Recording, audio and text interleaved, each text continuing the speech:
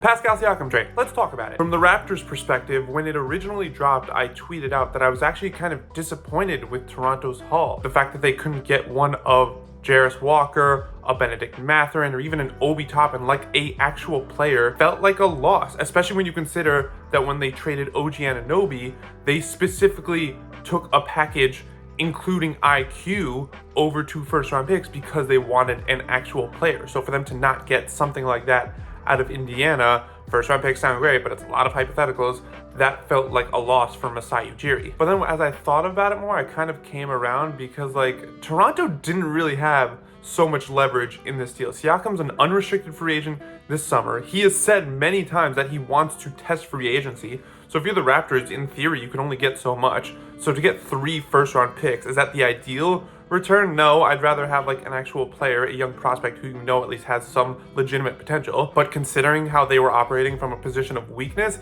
it's a pretty good return. And from Indiana's perspective, I'm a bit more conflicted because, don't get me wrong, on paper, this move is fantastic. Pascal Siakam is a all-star, all-NBA caliber forward. He's going to add such an awesome dimension to their offense, and pairing him with Tyrese Halliburton is going to be awesome. But more importantly, he's going to add some much needed help at the defensive end. It definitely helps Indiana assert themselves as not necessarily a legitimate contender, but definitely a fixture in the Eastern Conference playoff picture. But I don't know, there's this part of me, aside from the looming contract issues of, is Pascal Siakam going to resign? Because assuming he resigns, which you kind of have to assume, because why would Indiana make that deal without some assurance that Siakam is going to stay, assuming the Pacers are willing to offer him as much money as possible. But beyond that, I feel a certain type of way about the Pacers trading a bunch of assets for a soon-to-be 30-year-old who's about to demand a super max contract. Now, obviously 30 years old isn't particularly old. In fact, that's smack dab in the middle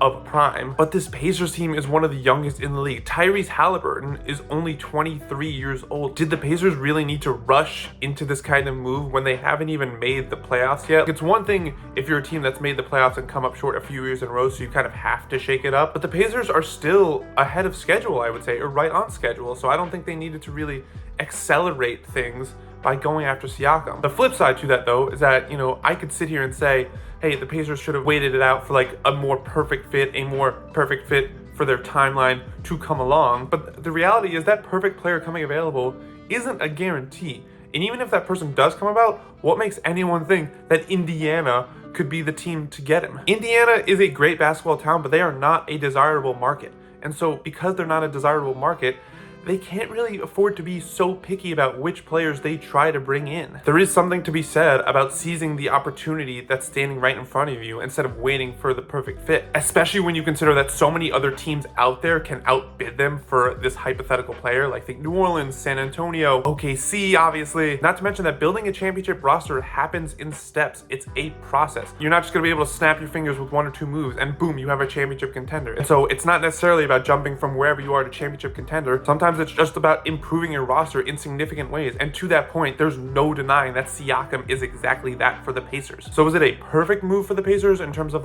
aligning with the timeline that they want to have? No, but to their credit, they didn't have to give up any of their young guys, which definitely leaves them open to, maybe make another trade in the coming months or years. But also, when you're not in a glamour market, the one that teams request trades for, you have to take some risky swings, and it's not always going to be perfect. It's not always going to look ideal, but those are the risks you have to take, because if you don't, you're just going to be treading water. And so in that sense, I'm very excited to see this new Pacers team, because there's no denying that on the court this year and in the next couple of years, Siakam is going to be a perfect fit next to Tyrese Halliburton, Miles Turner, and the rest of this young upstart Pacers who already are exceeding expectations this season.